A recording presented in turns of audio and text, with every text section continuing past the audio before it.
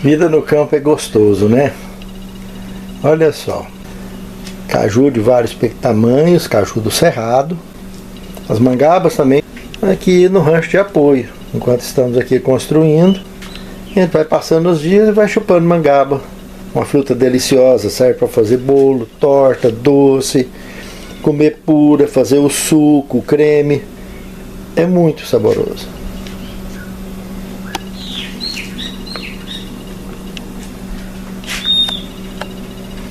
Um forte abraço a todos. Olá, meus irmãos, minhas irmãs. É um enorme prazer revê-los através de mais um estudo da Palavra de Deus. Eu gostaria, antes de iniciar essas considerações, de convidá-los para uma palavra de oração. Santo Deus, muito obrigado, Senhor, por este momento tão importante de buscarmos na Tua Palavra o sustento diário para a nossa fé. Muito obrigado pela Tua orientação, pelas providências tomadas ao longo de nossas vidas, para que nunca tenha faltado o alimento espiritual para todos nós, que somos Teus filhos, que somos Teus seguidores. Capacita-nos, Senhor, ao entendimento do tema que estudaremos, fortaleça-nos a que tenhamos condições de praticar e de ensinar aqueles que nos cercam. Te pedimos e agradecemos essas bênçãos, em nome de Jesus. Amém.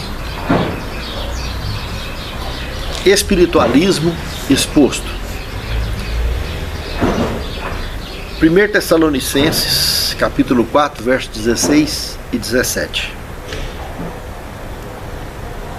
Porque o mesmo Senhor, dada a sua palavra de ordem, ouvida a voz do arcanjo e ressoada a trombeta de Deus, descerá dos céus, e os mortos em Cristo ressuscitarão primeiro.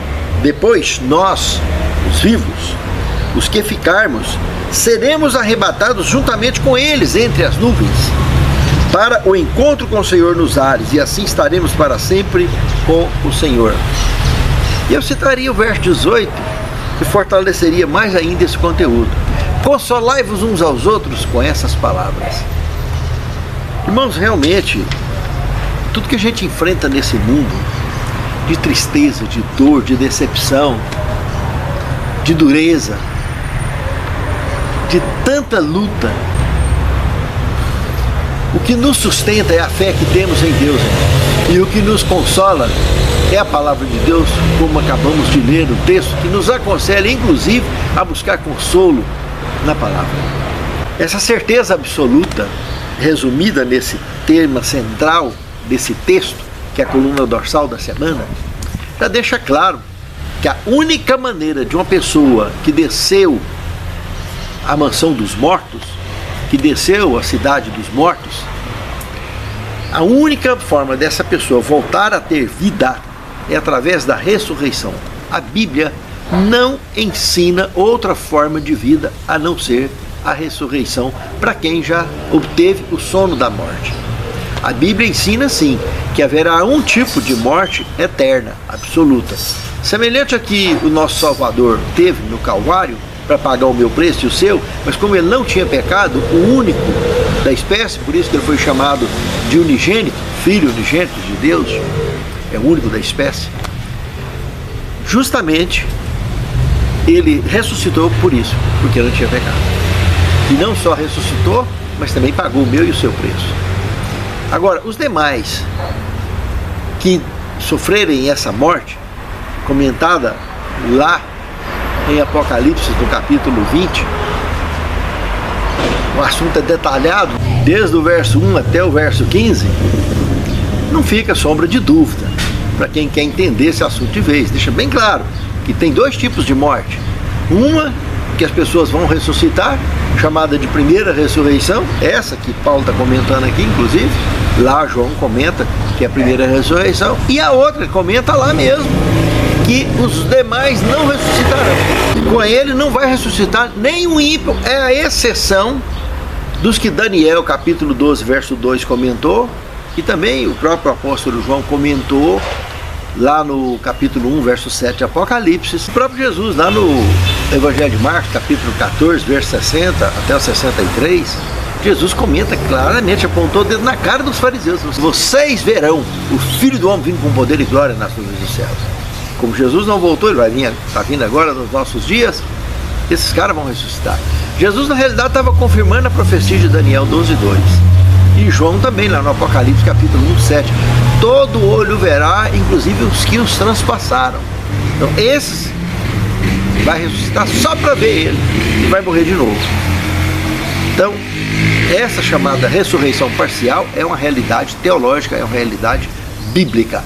Os únicos ímpios que vão ressuscitar junto com os justos só para ver. Os que participaram da conspiração da morte de Cristo e da execução dele.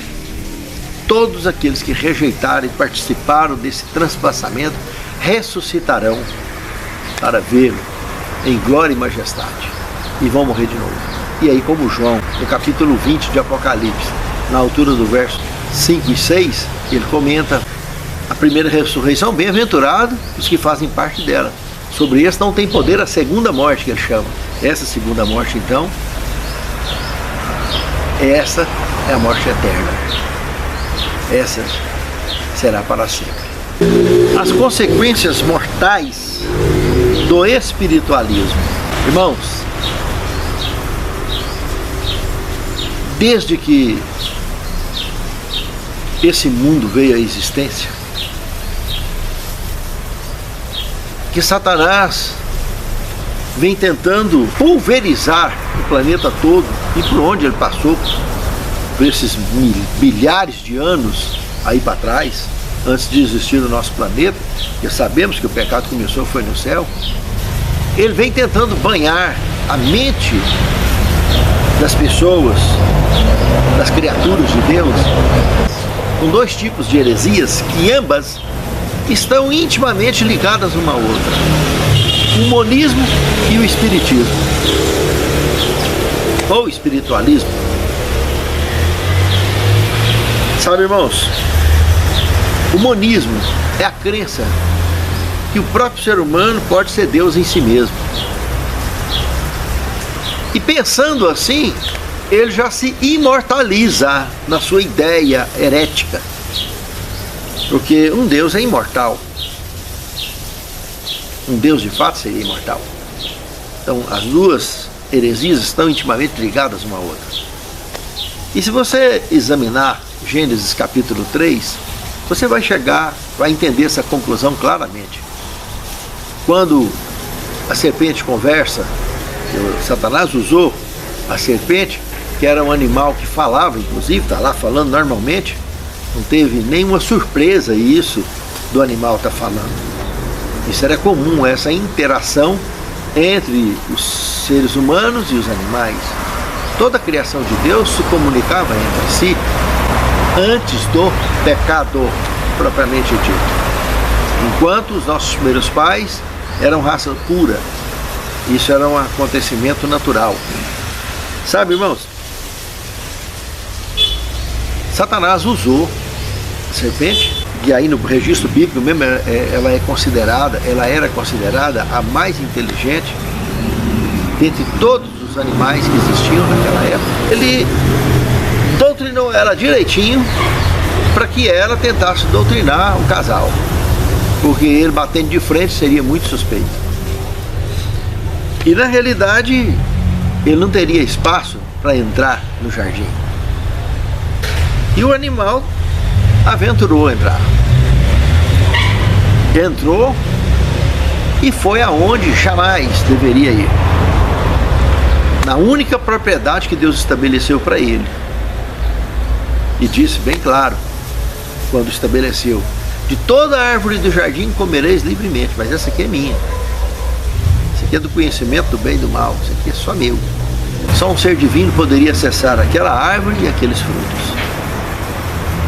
E ali estava a serpente. E quando Eva, curiosamente, percebeu a presença da serpente, entrou em diálogo com ela.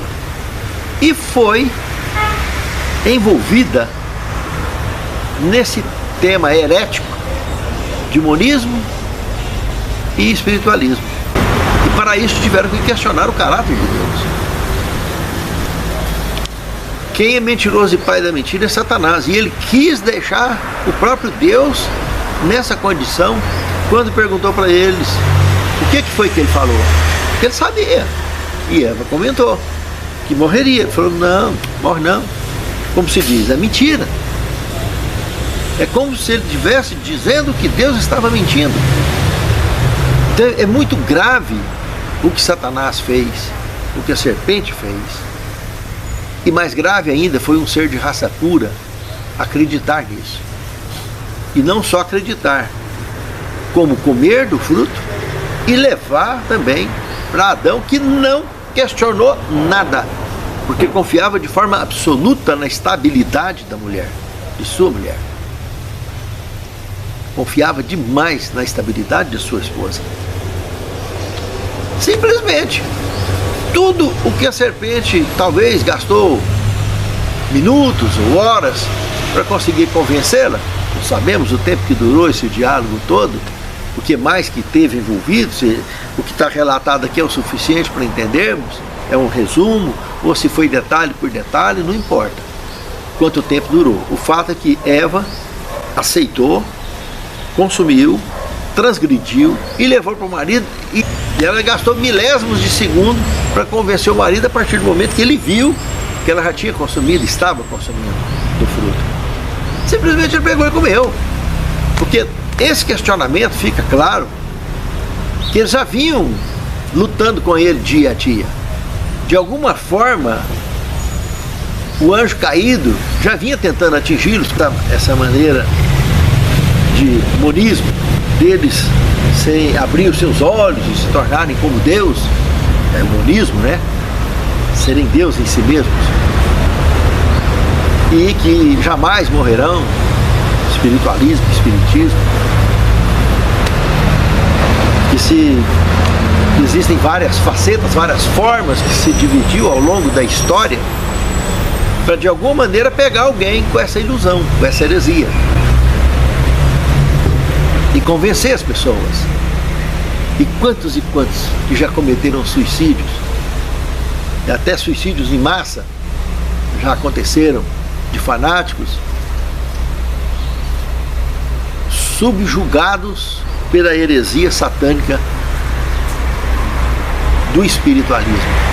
Desenvolver a crença que o espírito vai viver sem a carne, como se espírito fosse uma entidade pessoal. E quando a gente olha no Evangelho de Mateus, no capítulo 10, lá no verso 28, Jesus faz um comentário ali tão incisivo desse tema, para que a gente não tenha que temer aqueles que podem ferir o nosso corpo ou nos levar ao sono da morte, é o que Jesus estava tentando dizer. Nós temos que temer aquele que tem o poder de nos jogar no Gina, que é o fogo do inferno, que ele chama aí, é o Gina no grego, lugar de destruição. O mesmo citado lá em Apocalipse, capítulo 20, versos 14 e 15. É aquele Gina, aquele fogo, aquele inferno. A única vez que ele vai existir, e vai consumir o diabo, seus anjos e todas essas heresias junto, tá bem claro lá. Leia o texto lá, você verá. Vocês têm que ter medo desse. Porque esse pode te levar e lá onde vai para sempre deixar de existir pecado e pecador. Nesse inferno. Jesus faz esse comentário aqui no capítulo 10, verso 28 de Mateus.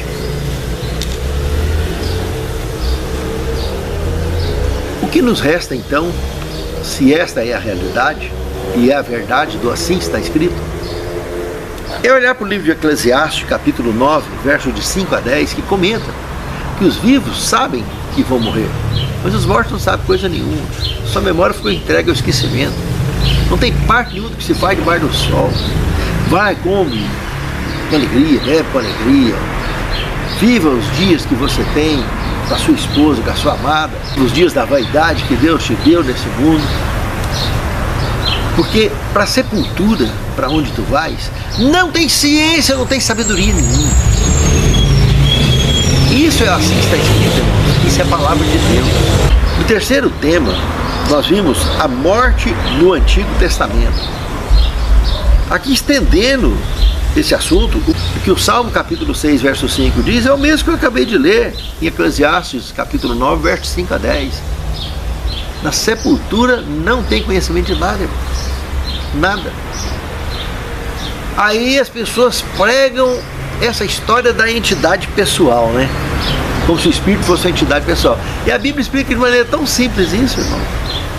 Gênesis capítulo 2, verso 7, tem uma matemática lá que explica isso de maneira tão bacana. Olha como que Deus construiu o homem, como que ele fabricou o homem, com as mãos dele. Ele tomou o pó da terra, está bem claro lá, formou o boneco, né? Do pó da terra. Soprou nas suas narinas, então, o fôlego de vida, que é o tal do Espírito, que nós tanto ouvimos falar por aí. Fôlego de vida. E o homem foi feito alma vivente. Olha essa matemática. Pó da terra mais espírito é igual alma vivente. Nessa matemática, se você pegar pó da terra e inverter, ao invés de mais, colocar menos o espírito, menos o fôlego de Deus, é igual a alma morta. Aí bate com Eclesiastes 12:7, que confirma isso. O pó volte à terra como era, quando a pessoa morre, né? E o espírito volte a Deus que o deu. Muito simples. Deus, quando a pessoa nasce, soprou nas suas narinas o fôlego da vida. Alguém disse certa vez que Deus, para povoar a terra, conversou com a terra. E tudo na terra apareceu. Surgiu fauna e flora. Quando ele quis povoar as águas, ele conversou com as águas.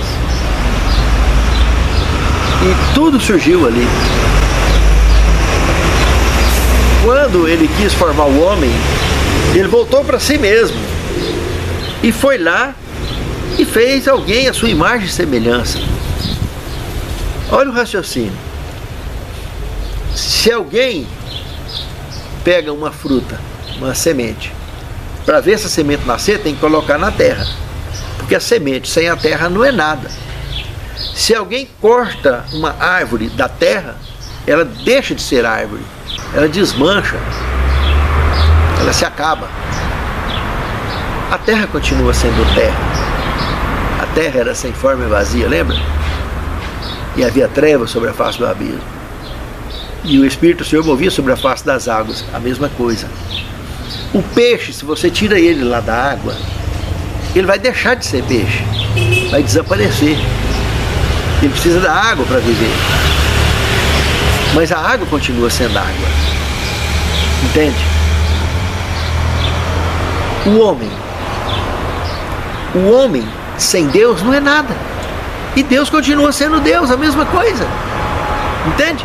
Então quando a pessoa morre, ele entrou no sono da morte, como diz o Evangelho de João, capítulo 11, verso 11. Lázaro, nosso amigo, dorme. Sono da morte. Mesmo que desmanche debaixo da terra. Morreu. Na Bíblia, na palavra de Deus, aquilo ali é sono da morte. Ele está dormindo. Um dia ele vai ressuscitar, mesmo que sumiu debaixo da terra. Irmãos, uns vai ressuscitar para vergonha e desprezo eterno, como disse Daniel 12:2, e outros para a vida eterna. Entende? E João, no capítulo 20, Apocalipse, verso 1 até o verso 6, é isso que está explicando com detalhes. Os dois tipos de ressurreição que vai ter. A dos justos e a dos ímpios. Incluindo aquela parcial que nós comentamos de Daniel, de Marcos, e também de Apocalipse, capítulo 1, verso 7. Irmãos, essa matemática, ela é obviamente clara. A pessoa nasceu, Deus soprou nas suas narinas. A pessoa morreu, voltou para as narinas de Deus. Fôlego. Porque tudo que vive, Deus está presente em tudo. Ele que mantém tudo.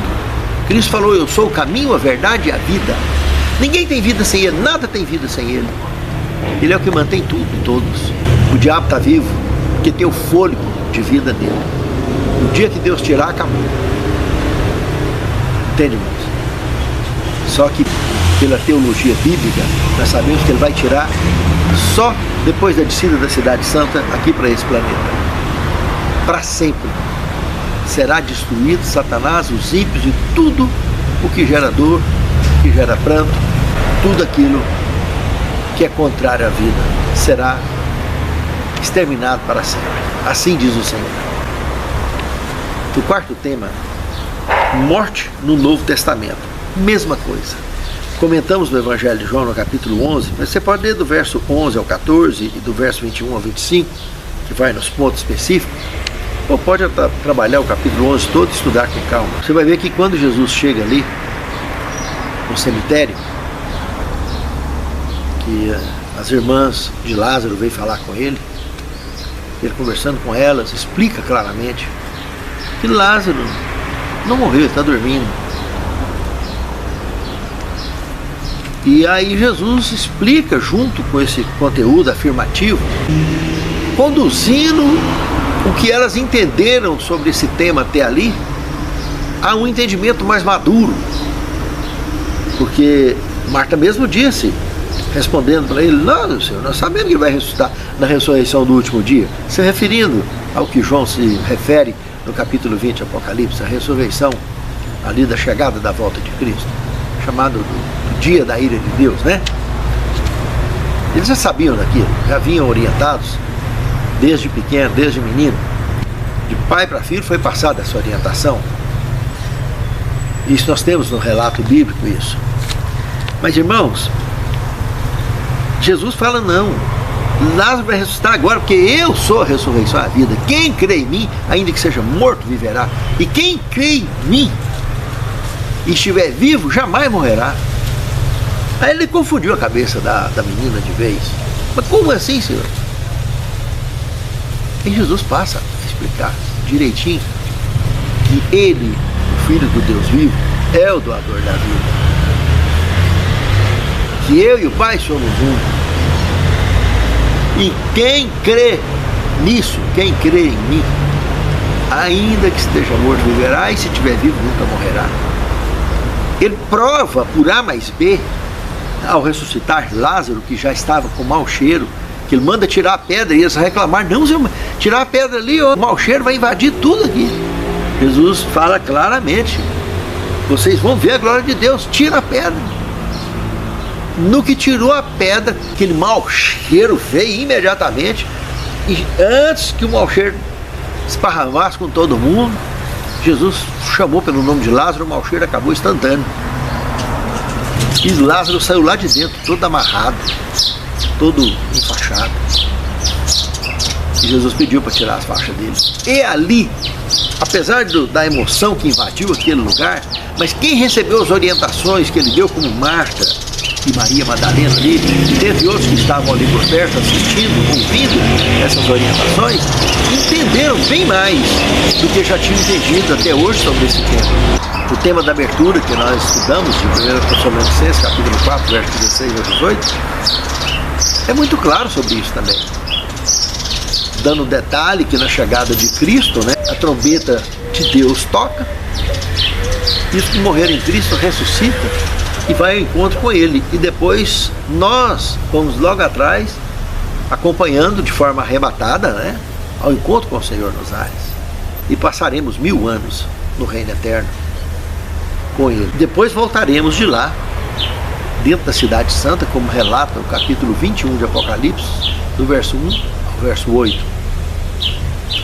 E onde será encerrado a história definitivamente do grande conflito entre o bem e o mal. Em 1 Coríntios capítulo 15, Paulo chama de ignorante quem não acredita na ressurreição. Ignorante. Porque a ressurreição é a única maneira de uma pessoa ressurgir. É o que quer dizer ressurreição? Ressurgir. Entende? E ali dá detalhe por detalhe sobre a questão da ressurreição, que é completamente em vão a fé daqueles que não acreditam na ressurreição. O quinto tema, espiritualismo nos últimos dias, parte 1. E vamos estudar a parte 2 também no sexto tema. Na parte 1, então, desse tema, espiritualismo nos últimos dias, nós temos Mateus capítulo 24, versos 5, 6 e verso 24. Mostrando que muitos falsos cristos, falsos profetas surgiriam ensinando o espiritualismo, ensinando o monismo. Irmãos, O monismo, nas religiões pagãs, principalmente de cunho oriental, as principais, as maiores, todas pregam o monismo de forma plena, e o paganismo é muito, infinitamente maior do que o cristianismo. O cristianismo é uma fruta pequena, seria o que? Uma jabuticaba, comparado com uma melancia, que seria o paganismo, se for proporcionar o tamanho de um e do outro no planeta.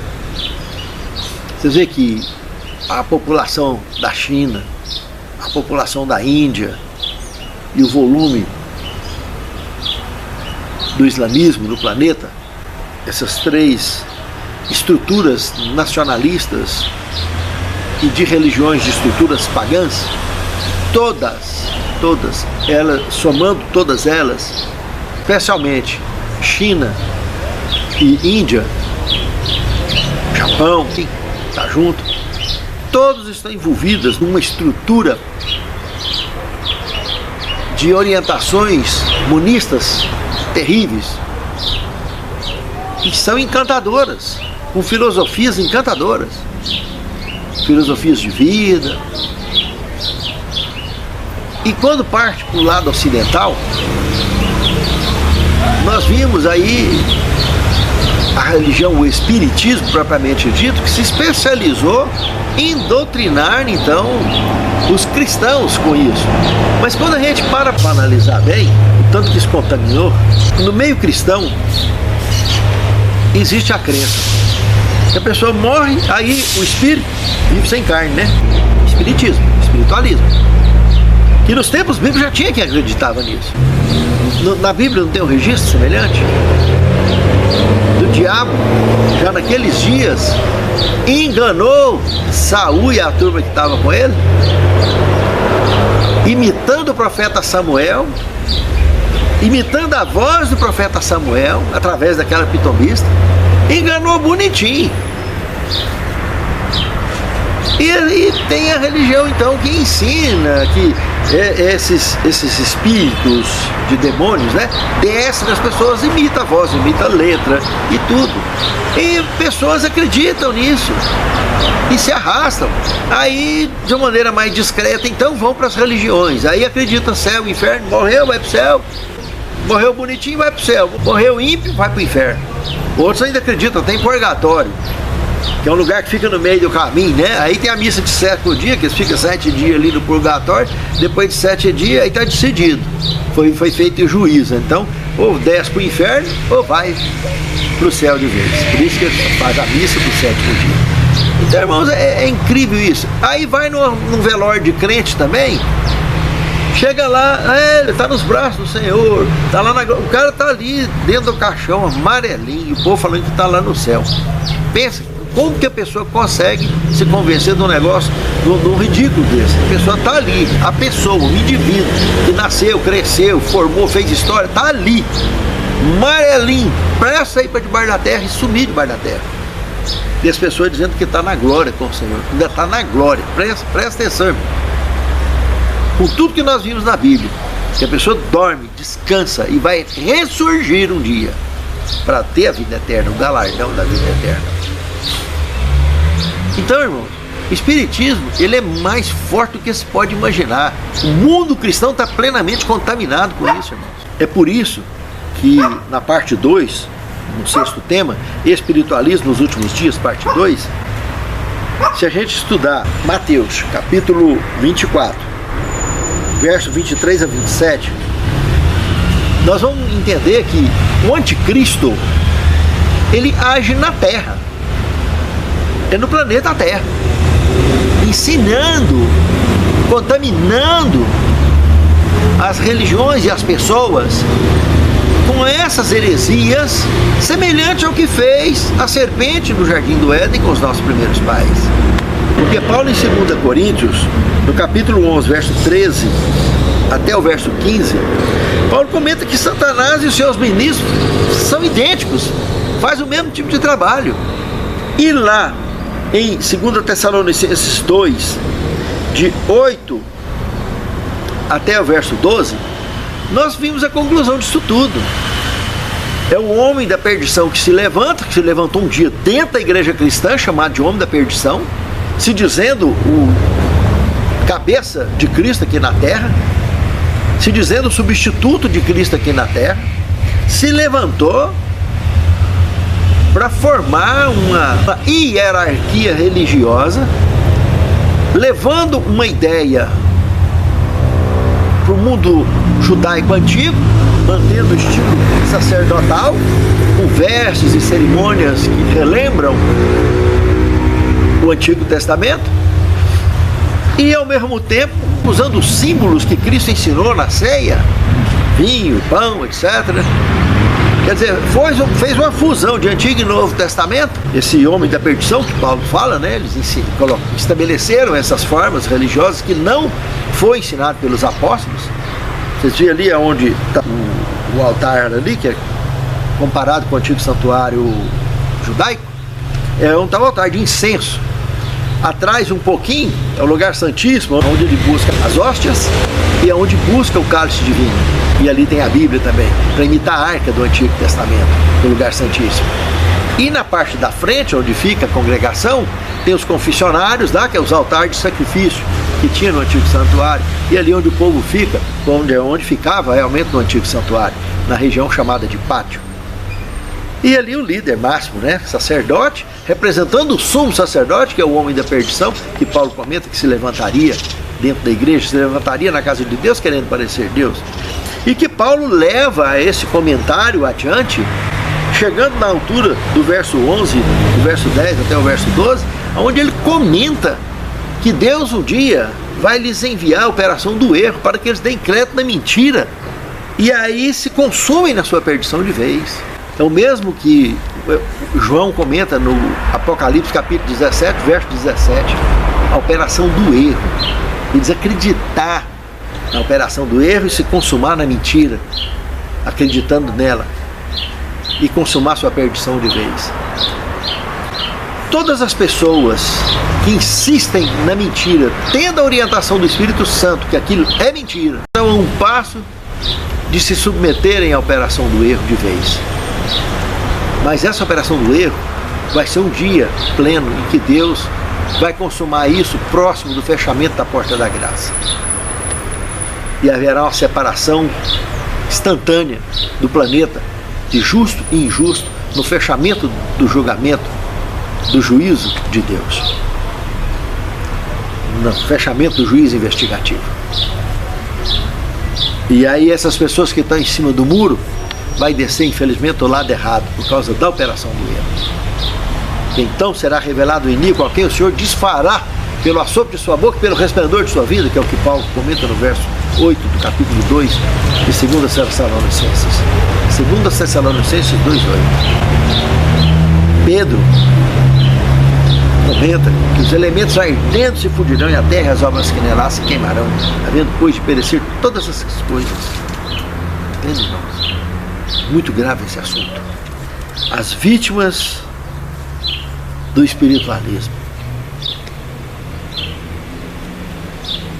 vão bater de frente com a operação do erro. E há uma quantidade de gente, uma multidão incontável, como a areia do mar, lá no capítulo 20 de Apocalipse, no versículo 7 até o versículo 10. Sétimo tema: Bíblia e escudo. Queria citar um trecho do Grande Conflito, página 465 e 466, fala uma coisa muito interessante. Todos aqueles cuja fé não estiver firmemente estabelecida na palavra de Deus serão enganados e vencidos. A Bíblia é escudo, irmãos. Satanás age com todo o engano de injustiça, como diz 2 Tessalonicenses 2:10, para obter domínio sobre os filhos dos homens, e seus enganos aumentarão continuamente. Os que buscam sinceramente o conhecimento da verdade e se esforçam para purificar o coração pela obediência, fazendo o que está ao seu alcance para se prepararem para o grande conflito, encontrarão refúgio seguro no Deus da verdade. E isso só através da sua palavra, irmãos. Ó Senhor, santifica-nos, Senhor, na tua palavra, porque a tua palavra é a verdade. Fortaleça a nossa fé, para que nada desse velho mundo e nada dos enganos de Satanás venham a nos embaraçar, mas que tenhamos, através da tua palavra e da presença do teu Santo Espírito, a certeza absoluta da luz do teu reino e da tua mensagem, e nos preparemos para em muito breve encontrarmos contigo. É o que te suplicamos agradecidos em nome de Jesus. Amém.